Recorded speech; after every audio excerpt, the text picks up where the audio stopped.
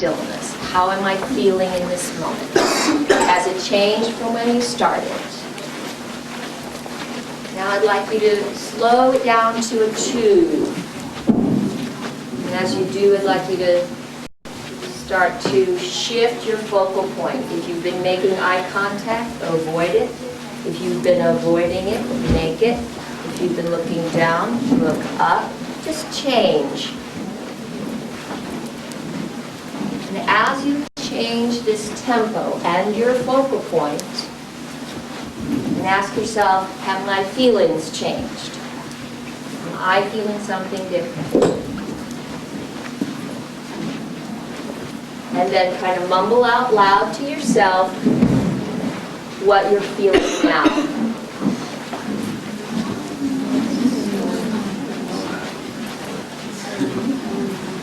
Slow it down one more notch to a 1 and change your focal point again. Direct, avoid, up, down, sideways.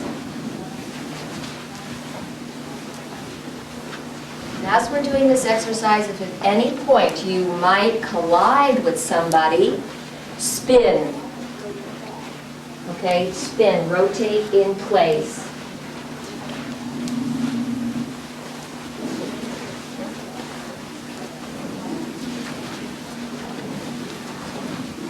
And go ahead and say if you have a different feeling now.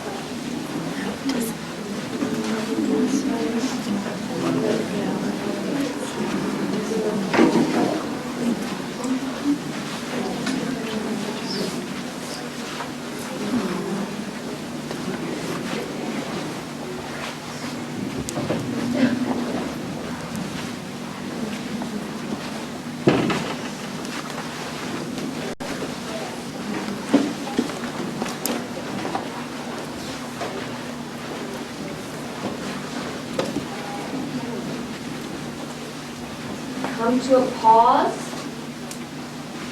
0. Look someone directly in the eyes.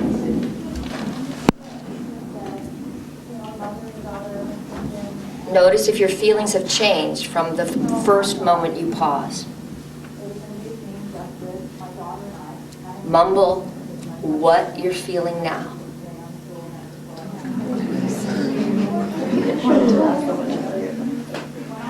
Good. Look anywhere you want and move at a 4. A 4 of 7. You guys can go ahead and join in. We're walking through the space on a scale of 0 to 7. We're at 4.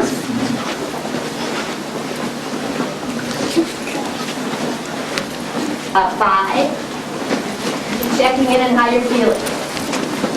How's a 5 different than a 0? Eye contact, lots of eye contact now. How does that feel? Spin if you're going to collide. Spin if you're going to make it a 6.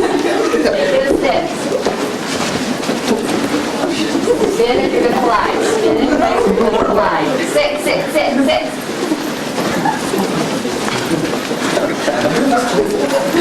7, 7. Spin if you're going to collide. 7, 7, 7. How are you feeling? How are you feeling? Spinning. 4. 2.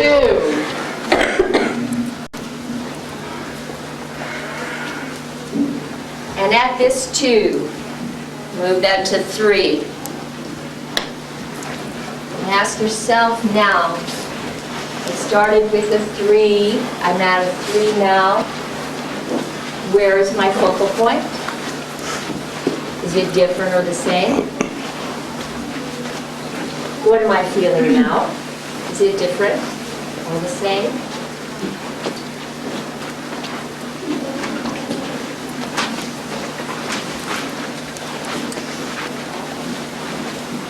And I had to sit in a moment, and I moved some chairs back, and knocked some coffee over, managed to do some wonderful, fun, playful things. and so when you sit, I'd love for you to adjust your items to keep our space as free as possible, because we'll be up and down. And go ahead and sit. Thank you. Give yourselves a hand.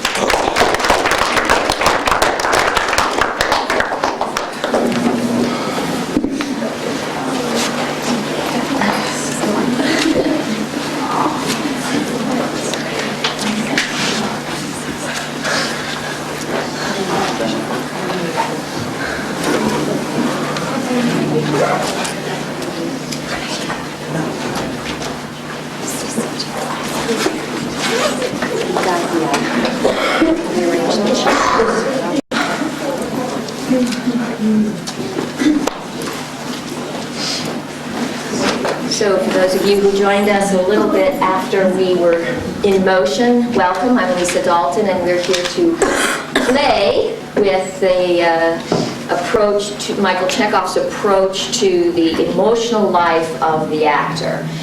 And I hope that you can see already what might you have learned already?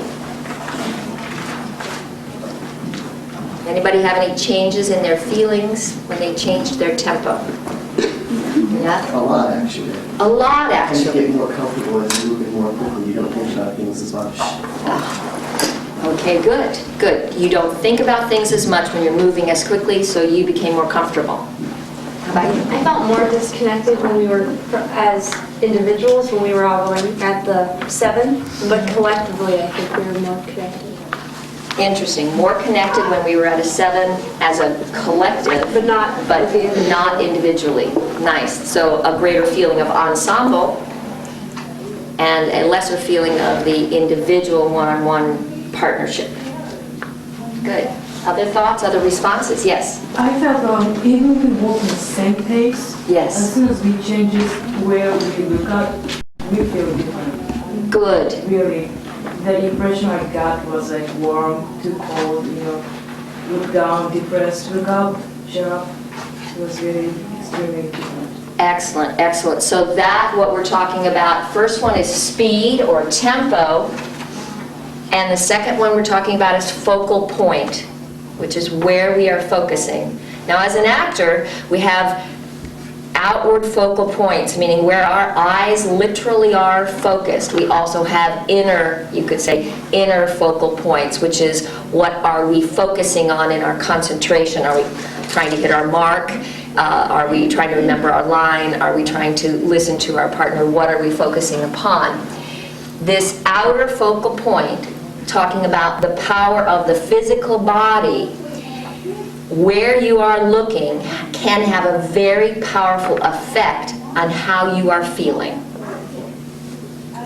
And how many people had a pretty significant difference, I should say, in speed number 3 from when you started and when you ended? What were some of the differences? Would anyone care to share? Yes. I think it also depends on where you began when you walked into the room. Yes. And so when we started out, I was feeling just giggly and hyper and restless. And then as we went down the numbers, I got more focused and more chilled out. And then we went back up in the numbers, and I was still focused and everything, but then I got energy. And then back down, I was focused and ready, and I could tap into things more. Nice. So it was kind of this process that I was just really aware of where I was feeling. Great. So now, if you were about to do something and you were feeling extremely unfocused, based on that, what might you choose to do? I'd start in the middle and go down, and Good. I would look down to the floor towards later in the exercise, and let myself look around in the beginning. Excellent. And if you were feeling really lethargic and you had to go do something, what would you then do? I'd start at the bottom and let myself be bleh, and look down and work myself up, maybe go between it a little bit. Excellent. Excellent. Excellent. Now, suppose you're feeling really charged up, yet the character you're supposed to portray is really bummed out. You just do the opposite. That's it. That's it, right? In the physical movement of the body, and the breath. What we're getting to is the fundamental premise of Michael Chekhov's work, which is there is an intimate psychophysical relationship. Seriously intimate. Meaning that every motion our body makes actually affects our feeling life. How fast we go, or how slowly we go, and where we're looking. There are two things that we're doing all day long, right? We're looking and we're moving, or we're not moving. We're somewhere between that still point and 7. And we are somewhere looking within, looking without, up, down, around. Right? So every motion that you're making is continually feeding your feeling life. In most actor training, we are asked to approach our feeling life through some kind of mental process. A mental process.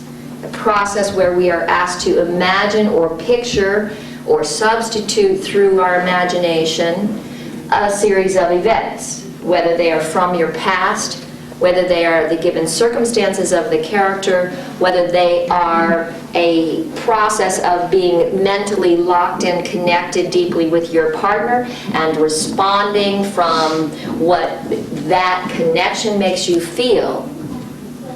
They are mental constructs. If we do not take into consideration the incredible impact that movement of the body has, we are missing a huge resource from our toolbox. I like to think of us as actors having toolboxes where we can reach into that toolbox, pull out a tool, and fix what is broke. Yes? And we all want to be like Home Improvement and have giant toolboxes. But we actually want to have good skill with them. Know how to use them and when to use them. Okay? So there's been an extensive amount of scientific study on the relationship now, the psychosomatic, the mind and the feeling life, the psychosoma, the feeling relationship with the mind. Molecules of Emotion, a wonderful book, talks very specifically about how every single feeling you have is actually carried by a chemical, a molecule of a chemical in your body. Meaning if you're not having the chemical, you're not having the feeling. What's some of the chemicals that you guys are aware of that affect your emotions? Serotonin. Serotonin. Very popular these days. Let's get those serotonin levels up. So, what do you think maybe happened to your serotonin level when you started moving around? Yeah, when we started kicking up that tempo, went up. When you start making contact, increases. What's another chemical that is heavily associated with our feeling life? Endorphins. Excellent. Adrenaline. Terrific, terrific. What kind of things are associated, what feelings are associated with adrenaline? Hyperactivity. Hyperactivity. Going there. Fear. Excitement. Excitement. Anger. Nerves. Anger. Good, good. So, all these are connected to a biological condition. Right? All these feelings are connected to your biology. So doesn't it make sense that we would want to train our body to be able to use it as a resource to create the feeling life of the actor? So let's talk about this adrenaline question. When we talk about, and I'm looking now for a moment, not at your performance feelings, your feelings on stage, or what we might call the character's feelings. But what about your feelings as a human being who is an actor, who's also a son or a daughter, a brother or sister, a friend, a lover, an employee, a boss? a teacher, a student. You have many, many relationships. But how about your feelings as a human being? How much do you think your feelings as a person come into play in your career? I mean, it's very considerable, especially as an actor, specifically talking about adrenaline. There is that adrenaline shock you get from stepping on the stage. Yes. And sometimes you have a character that's not having adrenaline flowing through their blood, and how do you contain that?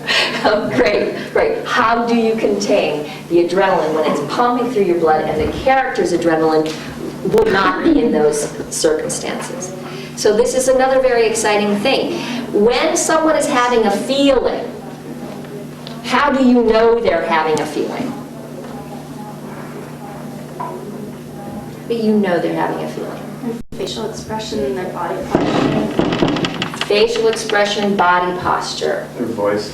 Their voice. And for my purposes, I hope that you, for the rest of your performing arts career, will always include the breathing and the voice when you think about your body. How is the voice produced? With your body and with your breath.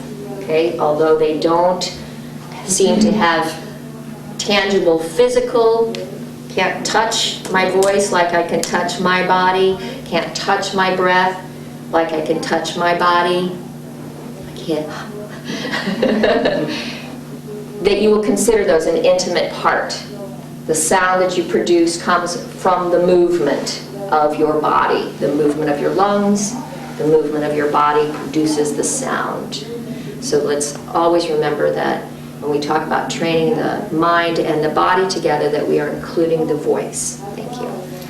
So we tell by the sound. In fact, according to Dr. Birdwhistle's basis of perception, 55% of the impressions that we experience are based on the visual, meaning what we see. And 38% are tonal, meaning the quality of the sound, of the breath and the voice. And 7% is the literal content, meaning the dialogue, the script, what is actually being said. Okay? So yes, we get what somebody else is feeling by looking and listening at what their physical body is sending out. All right? We cannot actually have their feelings. Their feelings can awaken our feelings, but they're our feelings that are awakened, right? There was an article, I'm now in Fort Worth, and the Fort Worth Star-Telegram had a big article on the health page that said, scientists now show that we catch each other's feelings like we catch each other's colds. They actually have the scientific instrumentation to be able to feel or to track how the feeling life of somebody vibrates through space and through the molecular structure of the air, and is then linked into, in our case, the audience's feeling life. There. Pretty exciting, isn't it? Not that we didn't know that all along. There is also what's known as the law of harmonic attunement. Anybody know what that is? So if we were a musician and we had a couple of violins in here, if they were in tune, the violin on this side, if we plucked the E string of this violin, the E string on this one would vibrate without it being touched. This is simply what they were putting in the newspaper there.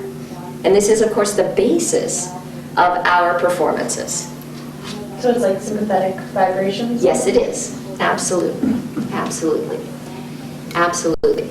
And we can say there was a study done in Scandinavia back in the 80s and 90s over quite an extended period of time, 17, 18 years, on longevity. What things affected longevity? And they did, what are some of the common markers for how long you're going to live? diet, exercise. Genetics. Genetics, exercise, environment. Lifestyle. Pardon? Lifestyle, like if you smoke. Do you smoke? Are you overweight? Are you educated? Career, there's all sorts of studies on various careers. People live longer, like conductors live a really long time, air traffic controllers die young. Okay, so the stress level. So it was interesting, they took some markers like education, smoking, obesity, education level, a number of these factors, and they added cultural exposure to it. And cultural exposure had the greatest impact over even, so you could be like a really fat couch potato who doesn't do any exercises and smokes. And if you're watching PBS now,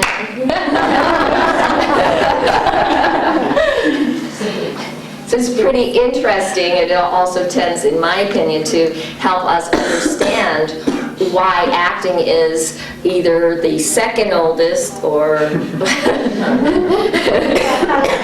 profession, and some would argue that the oldest is actually just acting also. Not that I'm encouraging that, mind you. However, why is it that acting has been something that emerged from the caveman and actually is extremely vital in times of severe political and socioeconomic environments? Very vital. What is it that makes the National Enquirer sell so much? What is it that makes the entertainment industry this nation's second largest financial export after arms of war?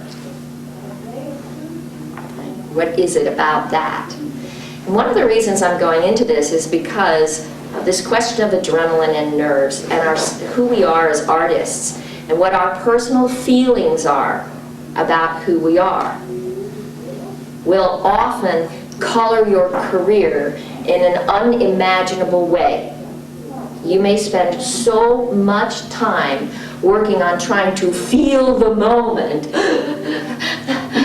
whatever, and you may completely overlook how your personal feelings about the fact that you are an actor is influencing your career. So I'm here to remind you or help you become aware that you will really want to manage your personal feelings as a human being. What's the biggest cliche about how you make it in the industry? Who you know. It's who you know. Yeah. Okay, now, if you were 2 years old and you had no process of shielding and hiding what you feel, how would you respond to that? Would you throw a tantrum? Yes. I mean, is it fair? No. All right, let's see it. You're 2 years old, you're having a tantrum, go into a tantrum. How do you feel about that, guys? It's who you know. It has nothing to do with your talent.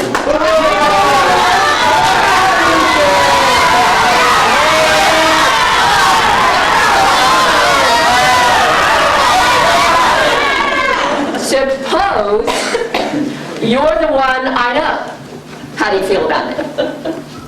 I mean, suppose your last name is Baldwin or Fonda or, you know, Streep. I mean, then how do you feel about it? Sorry. Yeah? And if you're 2 years old, what are you going to do?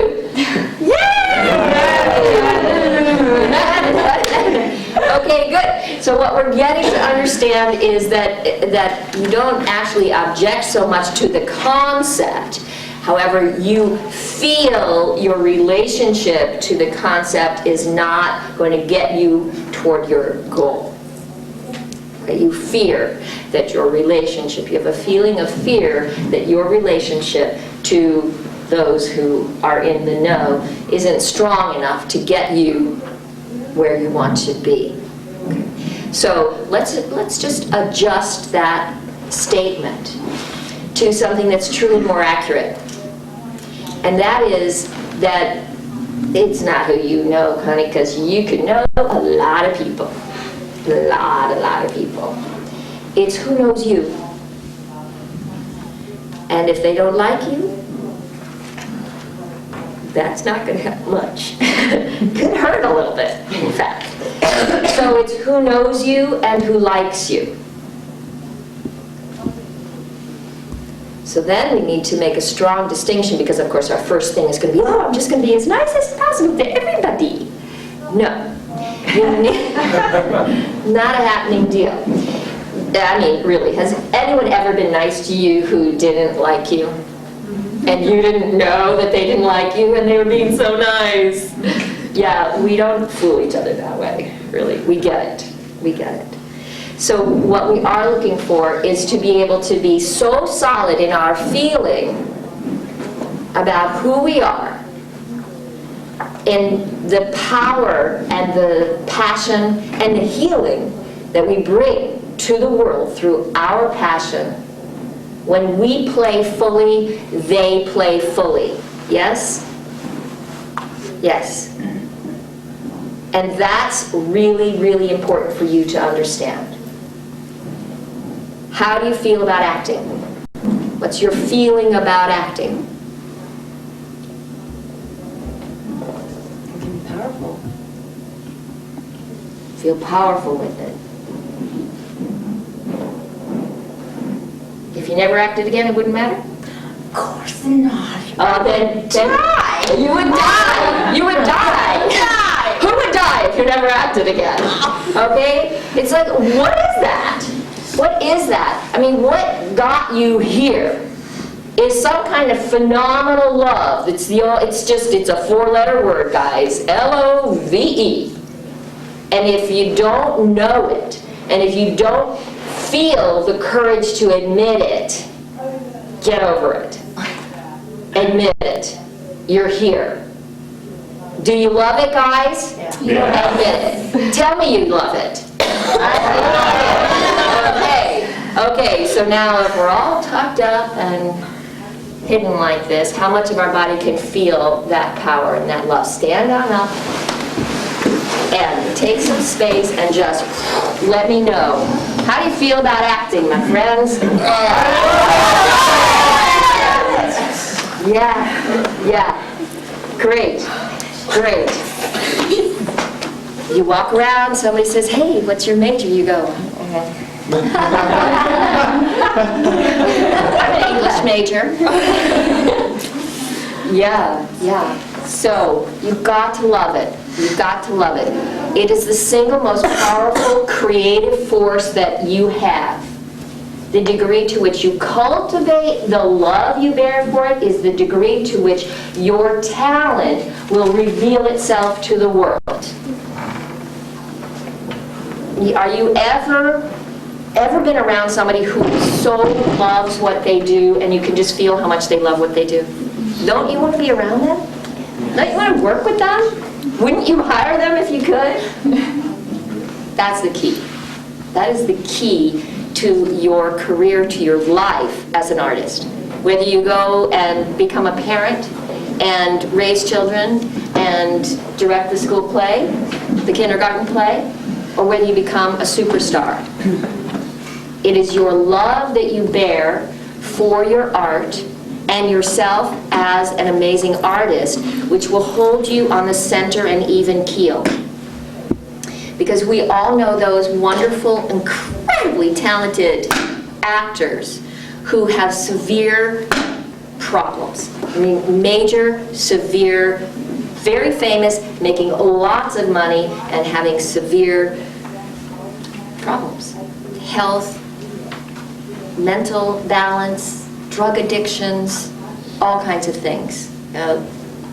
Deep, erroneous oral slips to the news and things like that. I mean, causing themselves big problems because of the way they behave. And we understand that no matter how brilliant you are as an actor, that who you are as a human being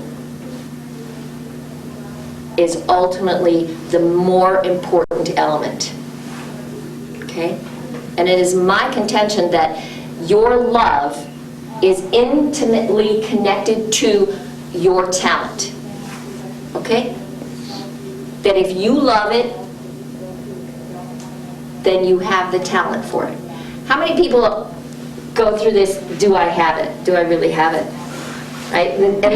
And what if the answer is no and you're 2 years old? What is the answer? If the answer is no, go ahead and do it. Call out, do I have it? And I'll answer you. Do I have it? No. Wait a minute. Anyone with blue jeans has it.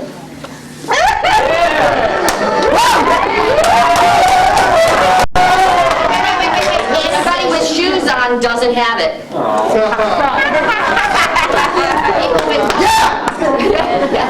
Okay, people with hats on have it. Nobody else does. If you're not wearing white underwear, you don't have it.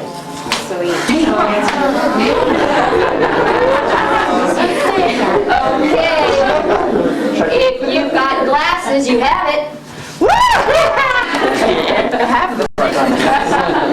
Contact lenses, you got it. Okay, so this yo-yo that we go on is actually professionally what you go on. I mean, you walk through the door, the 60 to 90% of the decision has happened within 30 seconds. Whether it's in these auditions here for the Irene Ryans, or whether it's on stage, whatever it is, the first 30 seconds, 60 to 90% of the decision is done. It's what kind of feel you enter the space with. And this question of how much you love what you're doing, love and fear can't exist in the same space. Okay? Love is like light. Pretty simple. It's like light. If you have a dark room and you put a match on, it's no longer a dark room. You can turn on the light, but you cannot turn on the dark. So we could say that your fear is an absence of what? Yeah, it's an absence of your love. So that's extremely important for you to understand, that if you want to manage your feelings as a human being, you want to understand that your fears are an absence of your love. And you cannot turn the fears on. They come from a lack of love. Low levels of loveness, okay? Some kind of question about, should I be doing this? Am I the best? Am I right for this? Etc. You want to focus, because energy follows thought. You want to focus upon the loving things that brought you to this point. Remember, when you go to an audition, when you're about to perform, that you love the people who are going to watch you. Because what if they didn't show up? Can you imagine? I mean, maybe you've had times like that. I know in LA, I certainly had times where I was doing a run of a show and nobody showed up, or one person showed up in the audience. You know how much I loved that one person? They showed up. I mean, good, I get to, I get to act. Because it only takes two things to act. What is it? Actor and audience. Thank you. Yes, yes. So we love our audience. Whether it's an auditor or a paying audience or whatever it is, we love our audience. It's very important that you remember that. Go ahead and sit down for a moment.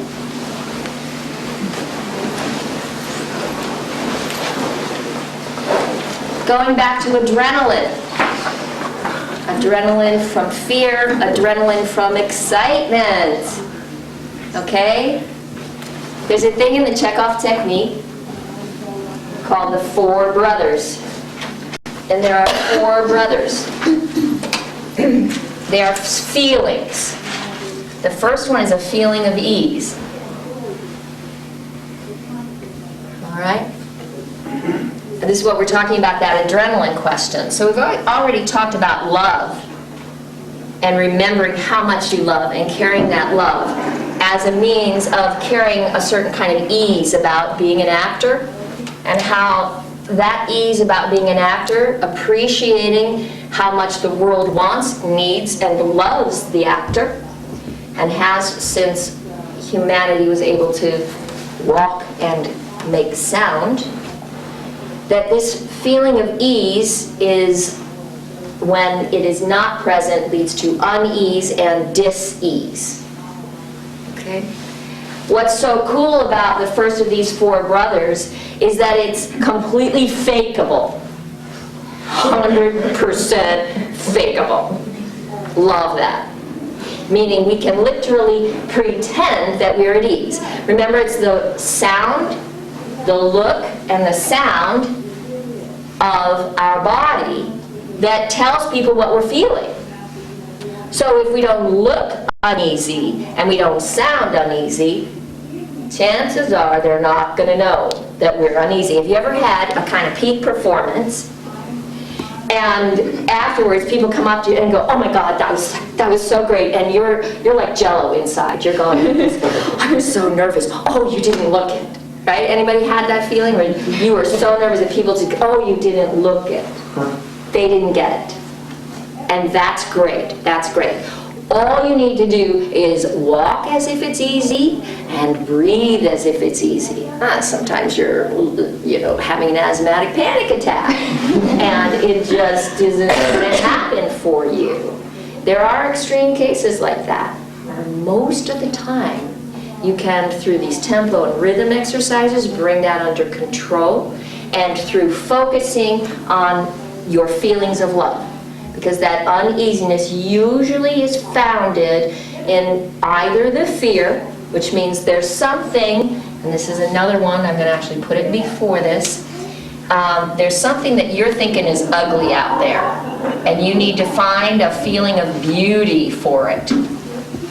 Okay? A feeling of beauty. What is cool about that? Now, let's talk about adrenaline, because what happens, we got our, let's take our hand and it's shaking, right? Our hand is shaking, and what do we try to do? What do we do with the other hand to try to make that stop? Yeah, okay, now what happens to the shake? It travels. So what we focus on, what we resist, persists. What we focus on grows. Where thought goes, energy flows. All these axioms, universal principle, okay? So when we put all this attention and we tell ourselves to relax, go ahead and relax, everybody. Make yourself really relaxed. Yeah, baby. Okay, are you ready to just slide into a peak performance from this condition? No. Do you think audiences really want to look at you in this condition? Depends on the show. Sorry. Yeah. So, generally, this relaxation, by the way, are you feeling relaxed? What did you do to achieve a feeling of relaxation? You took a deep, you used your breath. Yawned. You yawned. All biological, physiological things. You adjusted your position, didn't you? Again, you moved your body and your breath. Those are motions. Those are actions. To relax is what? A result. This is very important to understand.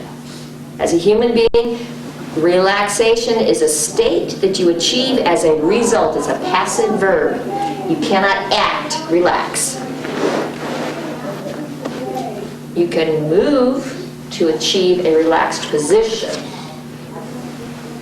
So if you're commanding yourself to relax, you're asking yourself to execute an undoable action.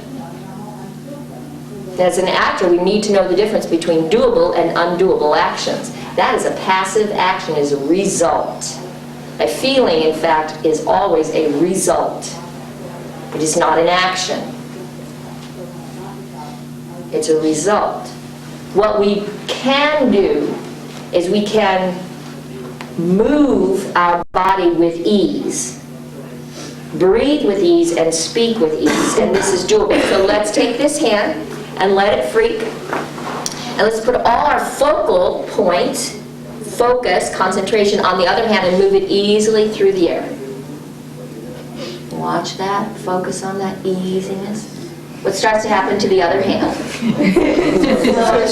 It's slowing down. In fact, for most of us, the only way it can keep going is if we keep putting a little attention on, oh yeah, I'm supposed to shake that, exactly. right? So this is our thought. So come on up. Just walk easily through the room. Just feel that feeling of ease. Know that feeling of ease. And allow your gaze to come up to what we would call eye level. You don't have to make or sustain eye contact, you can, but just feel that eye level. And see, try to find for yourself what feels like excited ease. If I were excited and at ease. Because guess what? Adrenaline is the same, right? The difference in adrenaline for fear and adrenaline for excitement is nothing, right? It's adrenaline. So the only part of the body that knows the difference between fear and excitement is your mind. The chemical part sees the adrenaline as the same. 10 more! 10, 9, 8, 7. Take a breather, keep your knees up, take a breather. And we got 50 more. Let's go. 10, 9, 8, and 7. 6 and 5. More. Give me 10. 9, 8, 7. 4 and 3. Again, let's go. Give me 10. 9, 8, 7. 5, 4 and 3. 20 more. 10, 9, 8, 7. 6, 5, 4 and 3. 10 more. 10, 9, 8, 7, 6.